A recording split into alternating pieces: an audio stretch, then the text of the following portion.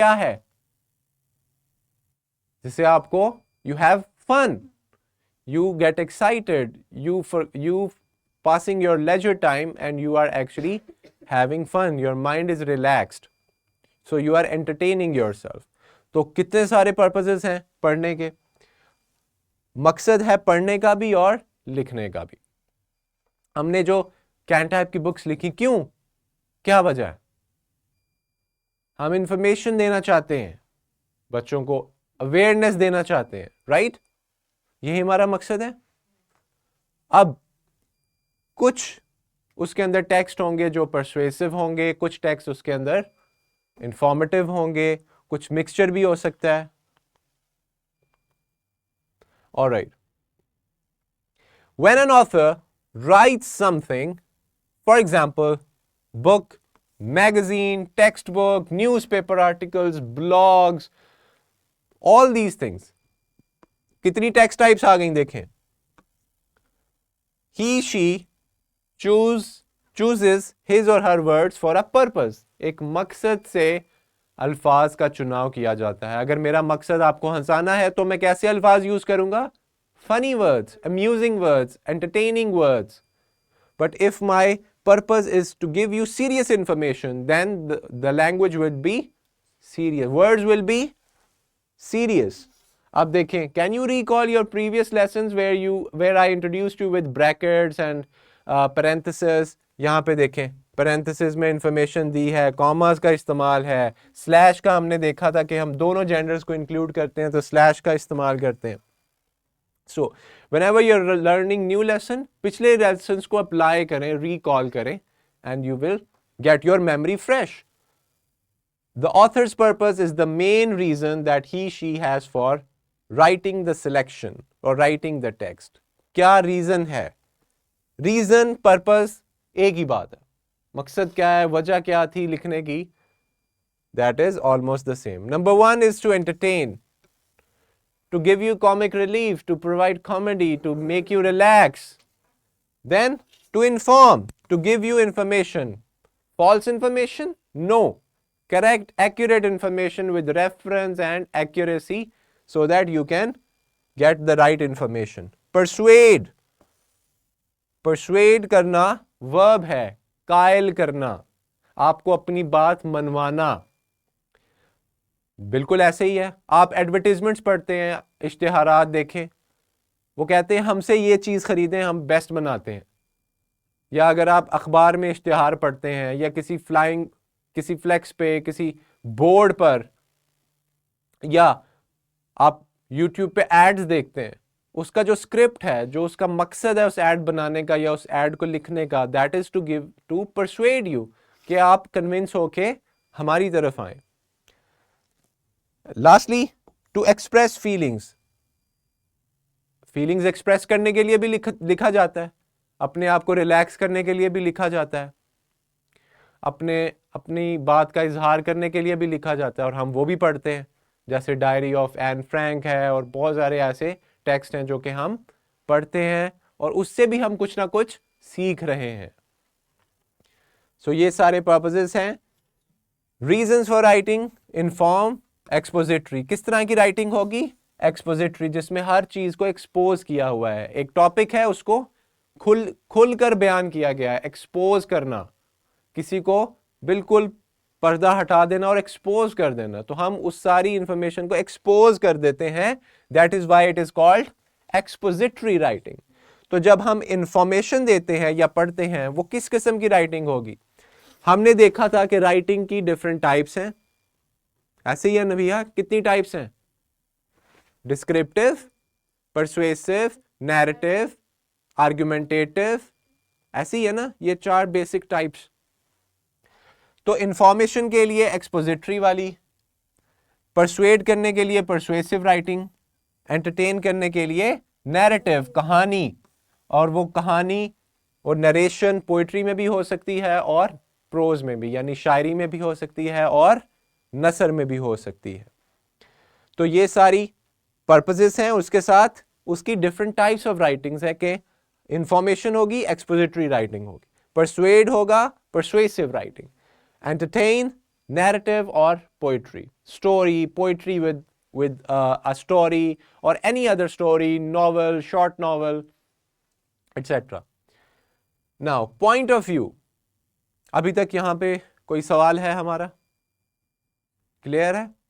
Mohammad, how many purposes are there? Yes. Anyone? कितने मकसद हैं लिखने के? क्यों लिखते हैं हम? What are those three? Entertain करने के लिए, इंफॉर्मेशन ट्रांसफर करने के लिए, Persuade करने के लिए. Very good. Information, expository writing. Persuade, persuasive writing. Entertain, narrative or poetry. Very good. Point of view is expressed through the author's use of pronouns. Narrative pronouns, narrative point of view, pronouns कौन से इस्तेमाल हुए हैं? Narrator की position क्या है? बताने वाले की क्या पोजीशन है? क्या वो स्टोरी में इन्वॉल्व है? क्या वो स्टोरी खुद बता रहा है? किसी से उसने सुनी है? क्या उसको स्टोरी के हर कैरेक्टर्स का इक्वली अंदर और बाहर से पता है? कैसे पता चलेगा? उसका नज़रिया क्या है कहानी बताने का? और वो होगा प्रोनाउंस पे. फर्स्ट पर्सन है तो आई, मी, माई सेल्फ. यू किसने कहा? Mohammad, you is for second person. ठीक है? Second person you, you, your, yours. In third person he, she, it और दे. उर्दू में यू के लिए 3 अल्फाज है, तू, तुम, आप. इंग्लिश में एक ही है. ऐसे ही है? In English you only have the word you. You, your, yourself. ये सारे उसके different kinds of categories हैं pronouns की. In third person, he, she, it and they. जब आप ये spot करेंगे और आपसे पूछा जाएगा what is the point of view? What is the narrator's perspective? Third person omniscient, यानी उसको हर चीज का पता है. हर कैरेक्टर का पता है कि कौन सा कैरेक्टर किस तरह सोच रहा है, वो डर गया, वो खुश है.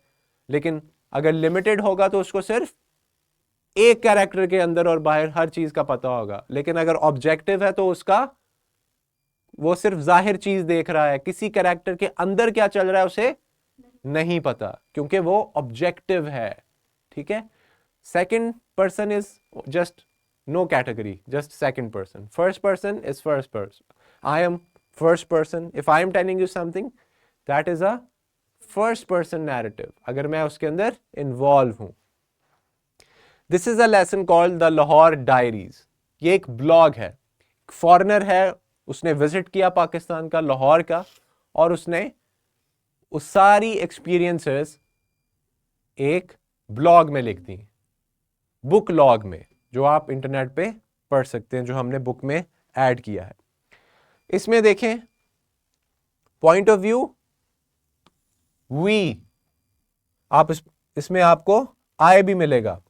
पॉइंट ऑफ व्यू क्या है नैरेटिव पर्सपेक्टिव से? First person.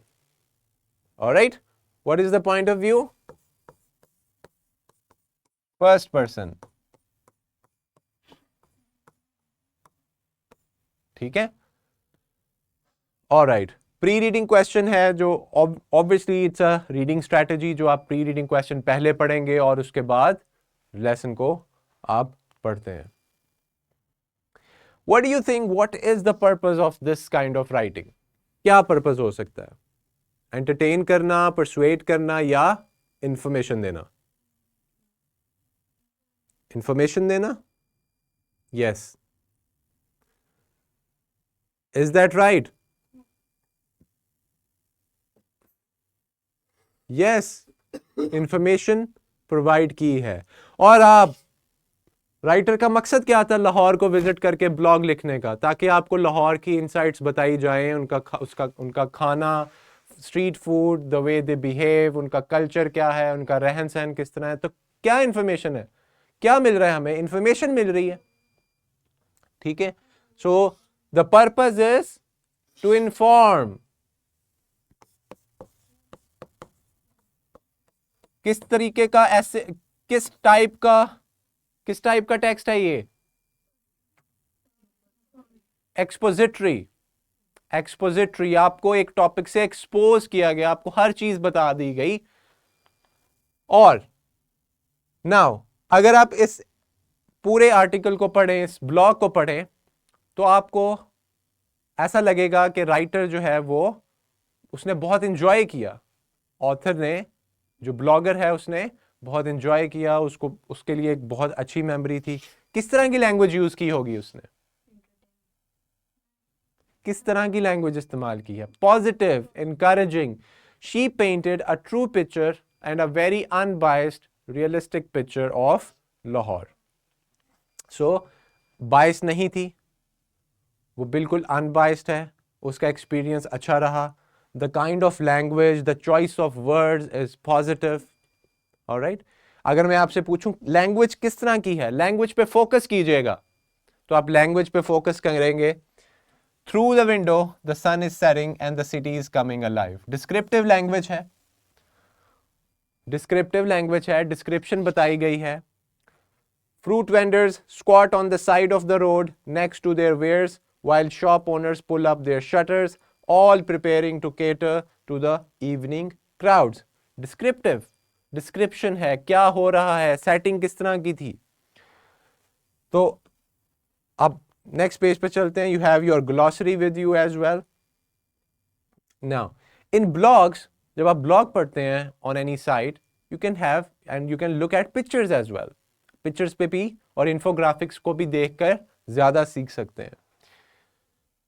Alright, so overall she had a good experience. You can read this later on. We don't have much time for that.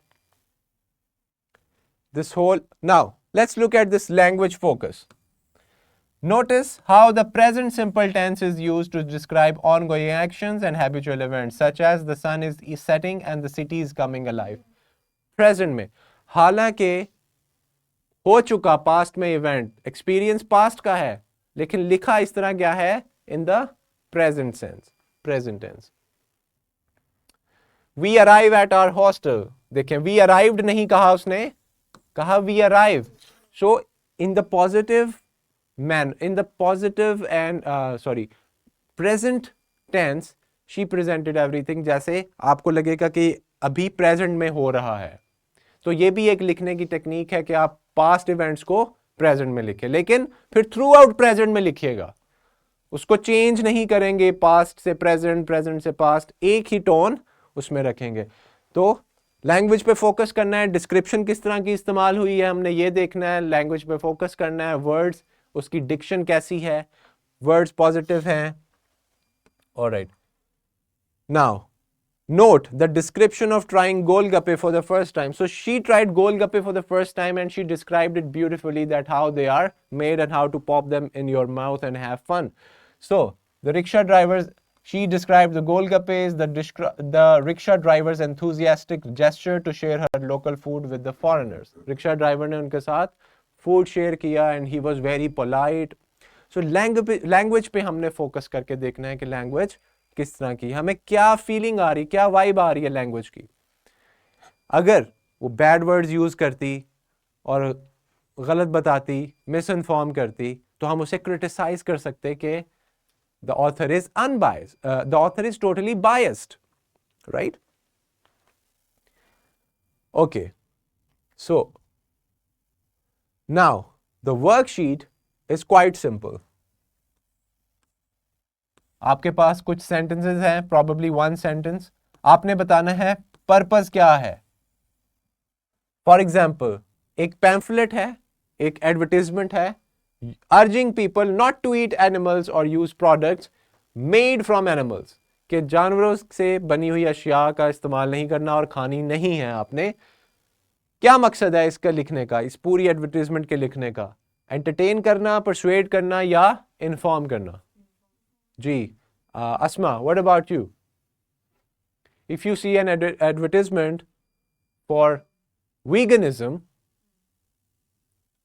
in favor of veganism, what do you think? Inform करना, जी? Inform करना। No, advertisements are for persuasion, persuade करना, आपको कायल करना कि आप animals को मत खाएं। जिस तरह कुछ लोग कहते हैं हमें मीट नहीं खाना, एनिमल्स को किल नहीं करना, बट कुछ लोग कहते हैं कि that is okay, they are made to be eaten. तो अगर मैं यहाँ तकरीर शुरू करूँ कि जानवरों को ना मारा जाए, उनको ना खाया जाए, ये स्पीच भी परसुएडिंग स्पीच है. I am persuading you, I am not informing you, I am persuading you. Alright. इसी तरह बाकी हैं book over 1000 knock knock jokes. एक किताब है, उसके अंदर जोक्स लिखे हुए हैं एक पर्टिकुलर किस्म के. What is the purpose? The purpose of jokes is to entertain. Yes, दरअसल. Yes, what's your answer? Entertain करना. Yes, entertain करना. So there are puns, there are jokes, interesting, hilarious incidents and stories. सबका मकसद है आपको entertain करना. आपके पास जो articles हैं, news articles हैं, news stories हैं, they are to inform you, and then you have your advertisements जो कि आपको persuade करने के लिए यानी कायल करने के लिए इस्तेमाल की गई. अब आप जब भी कोई टेक्स्ट पढ़ेंगे, सबसे पहले देखेंगे फिक्शनल है या नॉन फिक्शनल है. पर्पस क्या है उसका लिखने का? इंफॉर्मेशन देना, एंटरटेन करना या परसुएड करना. और पॉइंट ऑफ व्यू क्या है? First person, second, third limited, omniscient या ऑब्जेक्टिव. और लैंग्वेज किस तरह की यूज की गई. ठीक है. This is all about today's lecture. So I hope that we have covered our students learning outcome clearly. Now it's time for you to practice that. अगर किसी का कोई सवाल है, मोहम्मद का अगर कोई सवाल है, that is really welcome. Clear? अब आपने क्या करना है? वर्कशीट को प्रैक्टिस करना है. There is also, I think, a skill sheet is added as well. So do that. This is all about it. Take care of yourselves. Allah Hafiz.